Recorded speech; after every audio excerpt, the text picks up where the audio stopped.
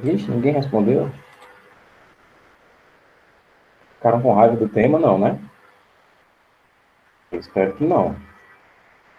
A gente viu tanta coisa relacionada à saúde no nosso livro, né? Obesidade e tudo mais.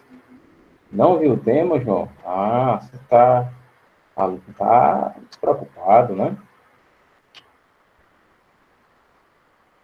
Bom, claro que eu sabia que a gente ia tocar nesse assunto da autodisciplina aqui na aula de geografia, mas vamos lá. Resumindo, é o seguinte: vou ver 22 pessoas, faltando gente aqui, sinceramente, tá faltando, tá faltando muita gente, viu?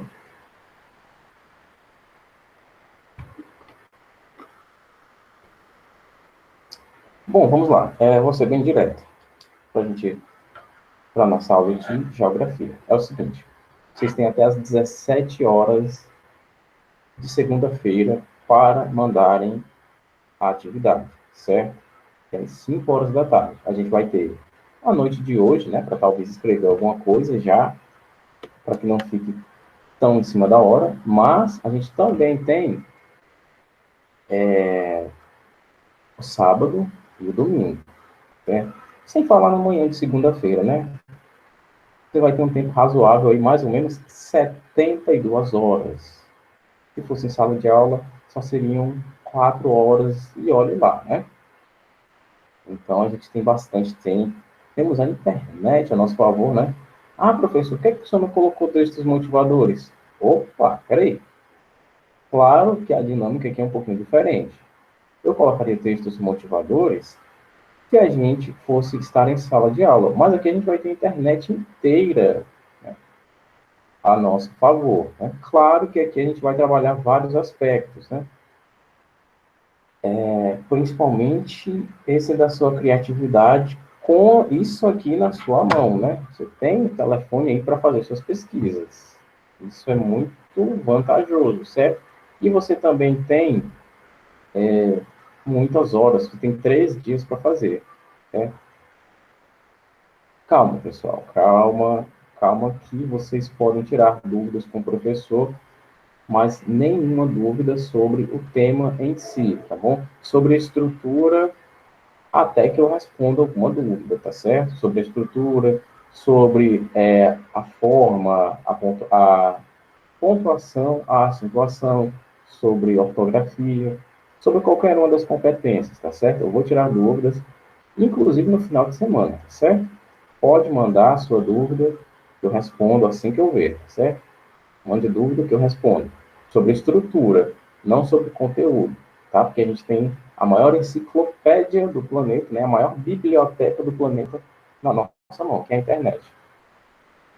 Resumindo, é isso, tá certo? A gente tem 72 horas, né? Muito tempo para a gente fazer essa redação. Dá para fazer aí, sei lá, um parágrafo por dia. Vamos supor que você vai fazer só 3, dá para fazer um parágrafo por dia, certo? E, claro, como eu falei, você pode tirar dúvidas comigo sobre estrutura, tá bom?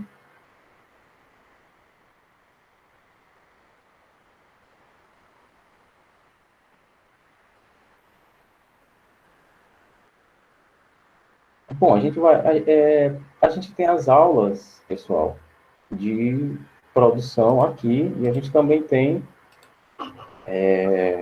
os documentos que eu deixei lá na nossa turma, né? Deixei os documentos das competências por lá. Deixa eu ver. Tem o da competência um que eu estou vendo, a 1, a 2 e a 3. São os principais. A 4, basicamente, pede mecanismos linguísticos, certo? E a quinta é a proposta de intervenção que, já respondendo isso que você falou, Letícia, não pode ter apologia à violência, não pode ter xingamento, não pode ter palavrão. Você não pode, por exemplo, trazer a solução do nosso problema dizendo tem que matar os políticos que roubam dinheiro da saúde. Eita, não pode isso, tá bom? Não pode desrespeitar direitos humanos. Não pode dizer, tem que botar, tem que bater nesse pessoal, nesses ladrões do dinheiro da saúde. E os médicos que não atendem bem, tem que bater neles. Não, é isso que eu falo quando eu digo que não pode ter apologia à violência. Tem que trazer soluções dentro dos direitos humanos. Não precisa, né, gerar violência para resolver o problema, tá bom? Não precisa de xingamentos. Nós iremos resolver o nosso problema com toda a classe e elegância do mundo, tá certo?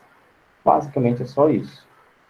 Professor, para fazer a proposta de intervenção, tem que inventar uma problematização do tema? Qual é o seu tema, minha querida? Vamos lá.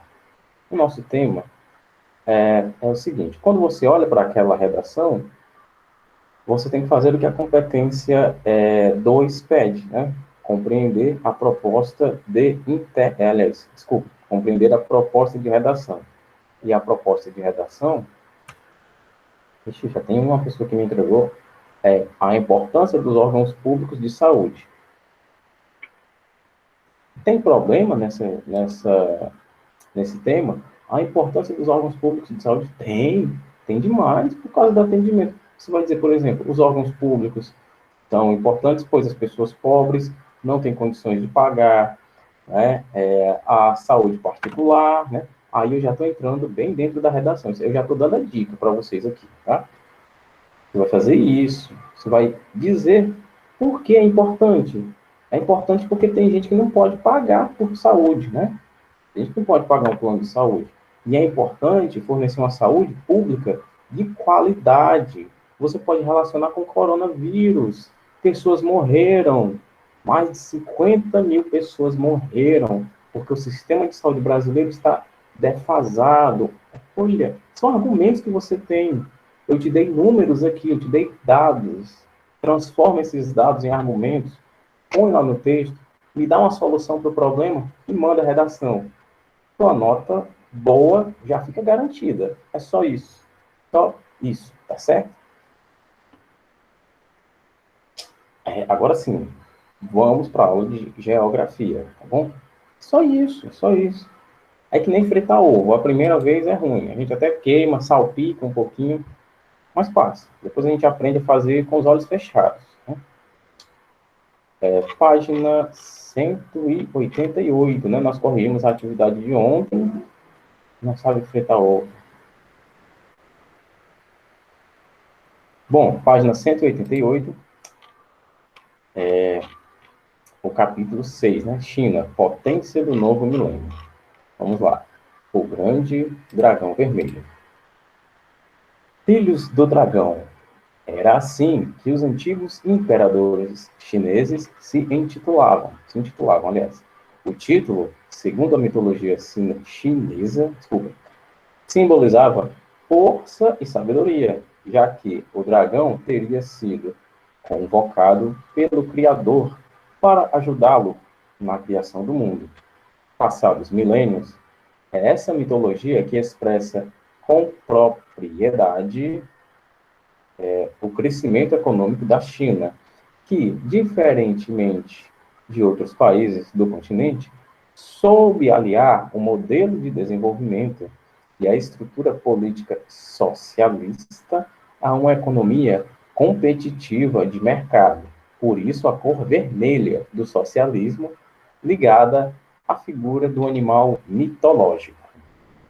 Simples aqui, né? Lembrando, pessoal, talvez vocês ainda estejam um pouco aflitos com a redação. Se tiver dúvida sobre a estrutura, né? Meu número eu deixei aqui ontem, mas eu vou colocar aqui de novo, tá bom? 917, 839, tá bom? A gente pode tirar alguma dúvida por aqui, tá bom? Tem no grupo também. É porque é para não ter perigo do aluno dizer, eu não tirei dúvida porque eu não sabia o número do senhor.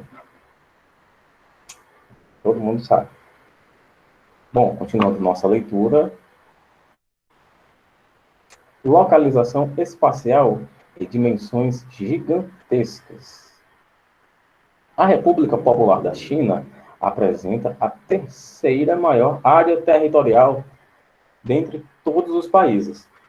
Seu espaço geográfico abrange 9.536.499 quilômetros quadrados de extensão.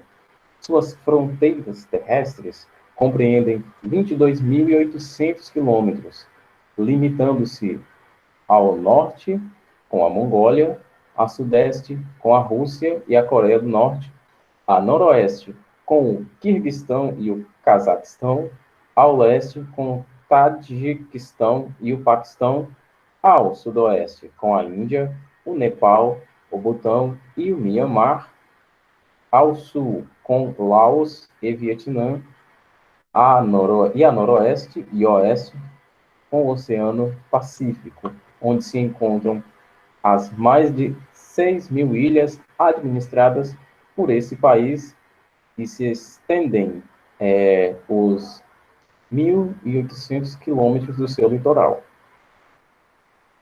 Politicamente, eu ia falar uma curiosidade aqui. Sim, esse país que ele falou aqui, o Butão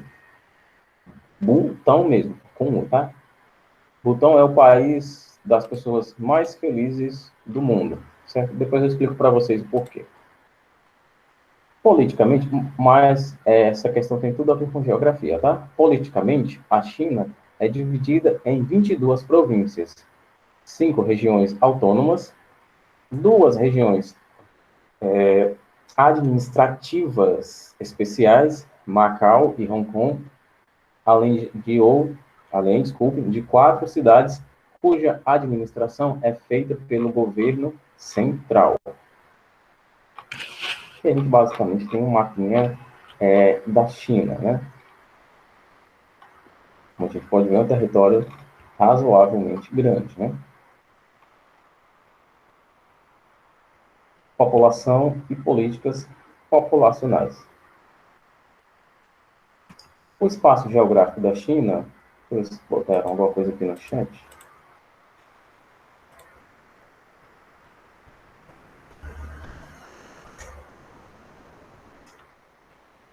Gente, cadê? Deixa eu ver. Tá faltando uma pessoa aqui. Cadê a Johanna? Cadê o Ítalo? Deixa eu ver quem mais. Patrício. Tá aqui, Patrício. Davi. Cadê a Ingrid?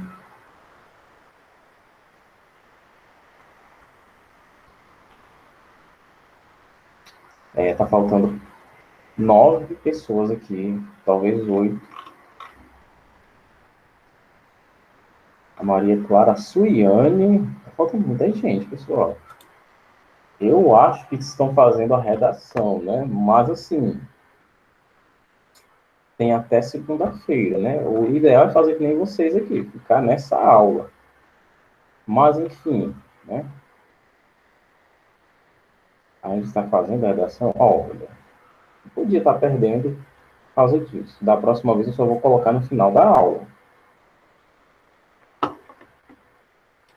Continuando.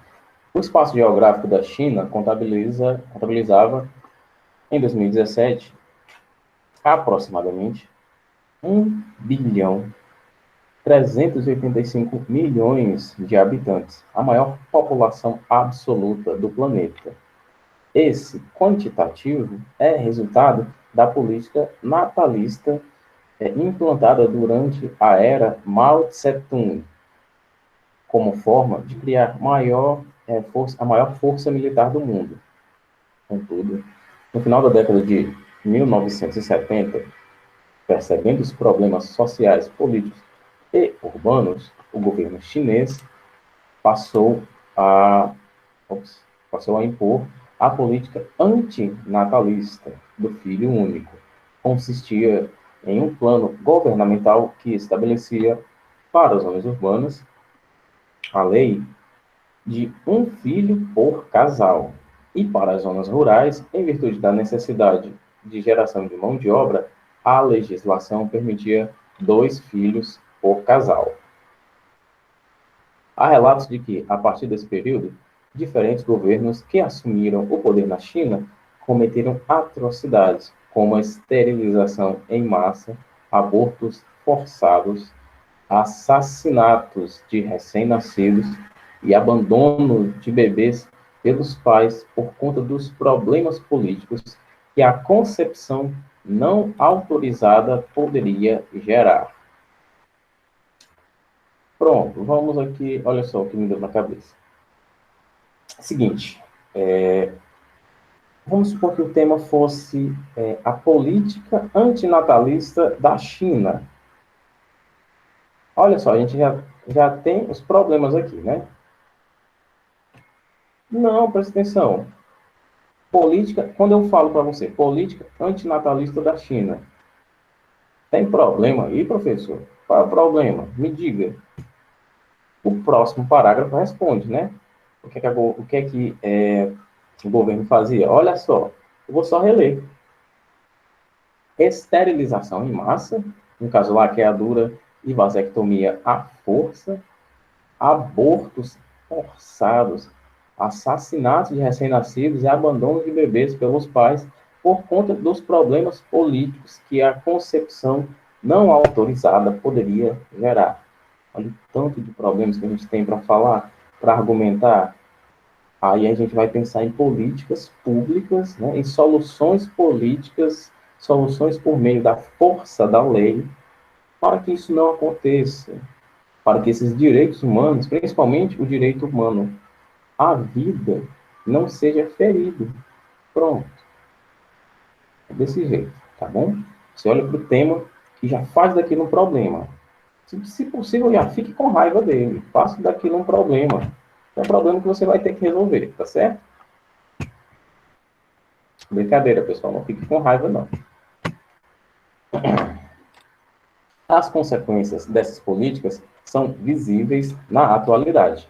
A China apresenta uma acentuada queda na taxa de crescimento vegetativo. Uma maioria de homens no conjunto total da população e milhares de crianças impedidas de estudar, uma vez que a lei assim determina para aqueles que nasceram fora da taxa permitida, certo? Devido, olha só, outro problema aqui, se você nascesse, seu casal, seus pais só poderiam ter um filho, e você é o segundo filho, não vai poder estudar. Que triste, né? Aí a gente tem lá na Finlândia uma educação que é totalmente particular, mas que se tu não tiver dinheiro, não tem problema, o governo deixa você estudar. Olha só as diferenças, né? Olha só como as coisas são gritantemente diferentes. Como um não olha para o problema, e sim para a solução, e o outro faz do problema o seu lema de governo. Vocês estão entendendo o que, é que o professor está querendo dizer? É que todo tema tem uma solução, né, dentro dos direitos humanos. Você vai ter dados, informações, fatos, pesquisas, exemplos, você vai ter um monte de coisa, tá bom? Olha só, estou contextualizando biografia com redação, viu? Isso para vocês verem que não é difícil, tá bom? Não é complicado. Devido aos problemas causados pela política de um filho só, o governo chinês passou a permitir, no ano de 2015, que os casais pudessem ter 2 filhos. A decisão visa diminuir o impacto que o acelerado envelhecimento da população chinesa vai trazer para a economia, aliás, vai trazer para a economia do país pela diminuição da população economicamente ativa, com consequente falta de mão de obra. Além da pressão social em cima dos sistemas de previdência, né? Povoamento escasso. A distribuição espacial da população chinesa é bastante irregular, assim como o Brasil, né? Em razão de fatores, aliás, em razão de 2 fatores: a natureza e as áreas de desenvolvimento econômico. A partir dos mapas a seguir, podemos comparar as condições naturais do território chinês, como relevo, clima, vegetação e hidrografia, com a ocupação, aliás, da população e a densidade demográfica. Temos áreas de maior desenvolvimento para maior desenvolvimento, ponto, né? Vírgula, aliás, como as grandes cidades e as zonas econômicas espaciais, localizadas em áreas de melhor condições naturais, que permitem o povoamento com grande concentração, e outras com desertos e montanhas, que dificultam o povoamento. Só dando uma analisada nesse primeiro mapa da página 190, eu estava lendo o restinho do parágrafo na página 191, tá bom? Aqui, onde termina com montanhas que dificultam o povoamento, tá certo? Pronto, agora eu vou voltar para a página 190 para dar uma leve analisada no mapa com vocês e a gente vai fazer uma comparação aqui, tá certo? Até mesmo com o homem primitivo, sobre a questão do povoamento irregular. Algumas províncias da China têm zonas de proteção às exportações, com a economia mais liberalizada do que no restante do país. O socialismo de mercado funciona aí, criando um desequilíbrio e tensão social. Aqui nessas duas zonas amarelinhas são províncias onde a zona de proteção às exportações, aliás, e no resto a gente tem províncias que têm atraído mais investimento de migrantes, né? Ou seja, a circulação de pessoas internas do país, tá certo? Depois a gente tem aqui a China pobre e atrasada, que é basicamente ela toda, né? E algumas zonas de produção industrial. No próximo mapa, a gente tem basicamente o quadro natural, que vai falar sobre relevo, né? Sobre clima, sobre vegetação e sobre a hidrografia. E é isso, professor. Por que é que isso influencia no povoamento? Cadê aqui? Vamos entender o seguinte. Desde o do início da perca da categoria de nômade, né, do ser humano, desde quando o ser humano passou a querer se estabelecer no lugar, temos a seguinte, podemos notar o seguinte, ele procurava ficar numa região que fosse razoavelmente plana, porque se ele fica na encosta de um morro aqui embaixo, a preocupação dele era com a chuva. A chuva ia arrastar tudo que tem aqui e destruir o abrigo dele, né? Ia arrastar a plantação, ia causar deslizamentos. O ser humano primitivo pensava já isso. E claro que isso foi evoluindo junto com a humanidade. Buscamos não apenas habitação, mas habitação bem localizada, né? Outro fator é o clima, né? As pessoas, isso eu já estou falando da China mesmo, né? As pessoas buscavam locais onde o clima fosse menos rigoroso, né? Como, por exemplo, vamos citar as regiões mais desérticas do Egito. Temos durante o dia, né, um calor insuportável, até 50 graus em alguns locais. E durante a noite temos um inverno, aliás, um frio, desculpe, temos um frio realmente de cortar a pele, muito gelado, com temperaturas que podem chegar até abaixo de zero. Então não é um clima lá muito favorável para o povoamento, né? Então o homem sempre buscou analisar essas questões da natureza. A região é plana, é muito curvada, é uma depressão relativa no caso, parece que não vai ser muito bom morar aqui, né? E quanto à hidrografia, isso é o principal dos homens primitivos. Passa um rio por aqui, passa um rio aqui a, se eu ver, 1 quilômetro. É perto, dá para buscar água lá. O solo é fértil, já que passa água aqui, vai circulando esses minerais aqui. Agora, não passa rio aqui, a hidrografia é péssima. Como é que o homem ia cultivar? Como iria haver agricultura? Se o homem iria depender da água das chuvas? Complicado. Então, essas questões de relevo, clima, de vegetação, né, do fornecimento de água, todos esses meios naturais influenciaram no povoamento da China. E também aqui no Brasil, né? Já que a gente tem uma média brasileira aqui de 22 habitantes por quilômetro quadrado. Essa é a média nacional. Mas se a gente for analisar uma área pequena, como a gente viu, né? A gente vai ter o seguinte, mais ou menos 4 habitantes lá no norte, né? Da zona amazônica, 4 habitantes por quilômetro quadrado, mas em São Paulo a gente vai ter 86,12, se eu não me engano, habitantes por quilômetro quadrado. Uma diferença enorme.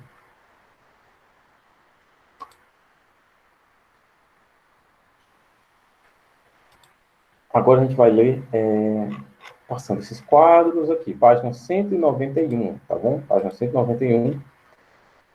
As maiores concentrações populacionais da China estão situadas no leste do seu território, onde a natureza é mais abundante. Nessa região, existem vastas planícies férteis, envolvidas por climas temperados e subtropicais, além das maiores concentrações industriais. A densidade demográfica supera 200 habitantes por quilômetro quadrado. É muita gente mesmo. Por outro lado, as regiões montanhosas do deserto de Taklamakan, a oeste, e o deserto de Gobi, ao norte, apresentam uma pequena ocupação humana, com densidades demográficas inferiores a 1 habitante por quilômetro quadrado. Pouquíssimas pessoas, né? Vocês estão entendendo, né, pessoal? Até aqui não tem nada complicado, mal explicado, está dando para entender tudo, né? Pessoal, vocês estão aí? Onde estão os meus queridos alunos? Estão calados? Eu vou pensar que está todo mundo sem prestar atenção na aula e fazendo a redação também. Bom, vou continuar a leitura. Mas prestem atenção nessa contextualização que eu estou fazendo, tá? Isso é muito importante e a gente viu que foi importante no nosso simulado, né? Muita coisa eu contextualizei e eu pus lá.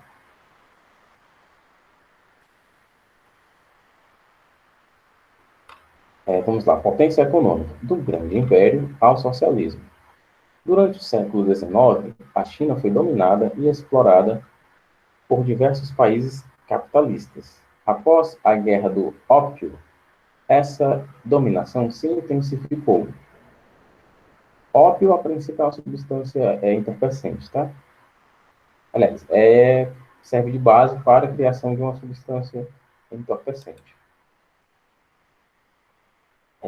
Essa denominação se intensificou, pois os dominadores estrangeiros passaram a contar com o apoio dos mandarins.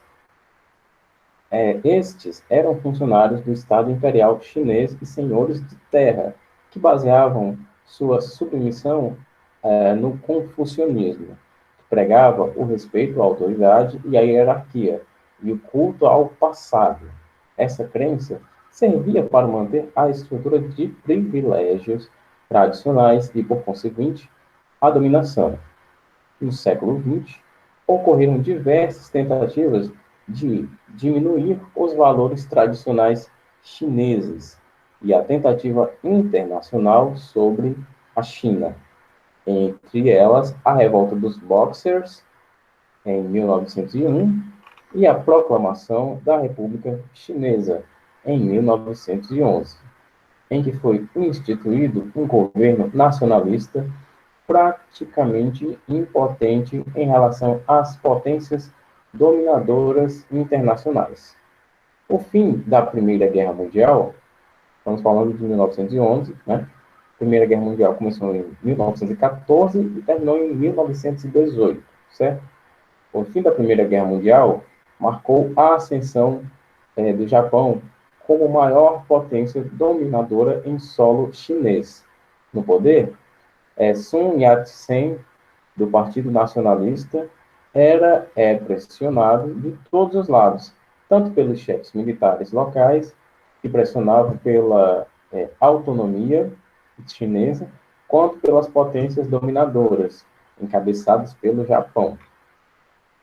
A partir de 1919, houve diversos surtos de agitações populares, lideradas pelos estudantes universitários chineses, que protestavam contra as humilhantes concessões dadas aos japoneses pelas potências vitoriosas, em virtude do Tratado de Versalhes. Essa situação culminou na fundação do Partido Comunista Chinês, em Xangai. criado por Chen Duxiu, aliás, Chen Duxiu, sob forte influência da Revolução Socialista Russa e com a participação de Peng Pai e Mao Tse-tung. No começo da década de 20, o PCC, no caso, Partido Comunista Chinês, tá? Crescia a olhos vistos e convivia pacificamente ao lado do Kuomintang. Esses nomes chineses são lindos, já que os objetivos eram, em grande parte, iguais: a unificação nacional e a luta contra a autonomia dos senhores locais e das potências imperialistas. Derrotado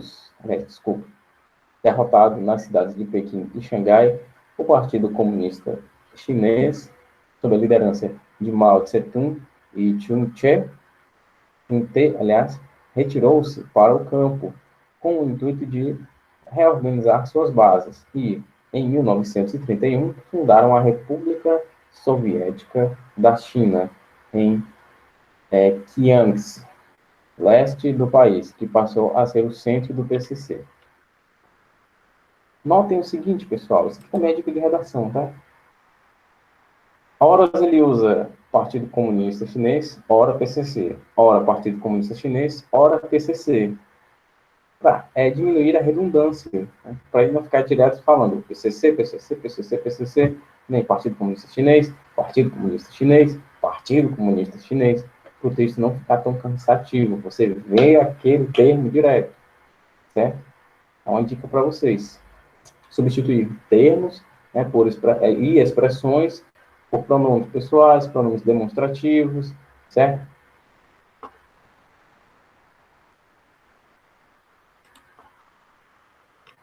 A redação está em todo lugar. Em 1931, o Japão invadiu a Manchúria e criou o Estado satélite. Opa, peraí. Em 1931, o Japão invadiu a Manchúria e criou o Estado satélite de Manchukuo, no norte do país. Os japoneses se aproveitaram da desordem que vigorava na China, já que Chiang Kai-shek, aliás, fez diversas concessões aos chefes locais, comprometendo sua autoridade e levando a China a uma guerra civil. Mesmo acossado pelo... Só um momento, acossado pelo imperialismo chinês, o Kuomintang organizou uma grande campanha militar em 1934 para esmagar os comunistas. Período também de Getúlio Vargas, né? Isso aqui é interessante. Foi nesse ano que ocorreu a Longa Marcha. Os 100 mil homens de Mao percorreram 10 mil quilômetros a pé, fugindo das tropas do Kuomintang. No final dessa terrível perseguição, restaram apenas 9 mil homens. Mao também sobreviveu e foi transformado em líder dos Vermelhos e secretário-geral do Partido Comunista, sendo assessorado por Lin Biao e Chun En-lai.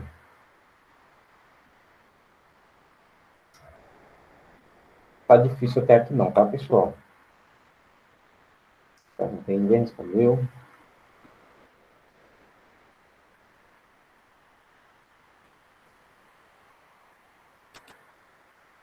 Com o fim da guerra e a capitulação japonesa, em agosto de 1945, Chiang Kai-shek decretou, em 4 de julho do ano seguinte, uma mobilização nacional com o objetivo de erradicar do solo chinês o perigo vermelho. A guerra civil ressurgiu com toda a força, mas agora com novos contornos. Os nacionalistas contavam com o apoio dos Estados Unidos, que forneciam recursos militares e financeiros a Kai-shek, o qual passou a ser visto pela população chinesa como cúmplice do estrangeiro. Os comunistas não contavam com o apoio logístico, aliás, da União Soviética, embora gozassem do apoio político desta. Mesmo assim, olha só, pronome demonstrativo para substituir a União Soviética, para não repetir, né? Destra.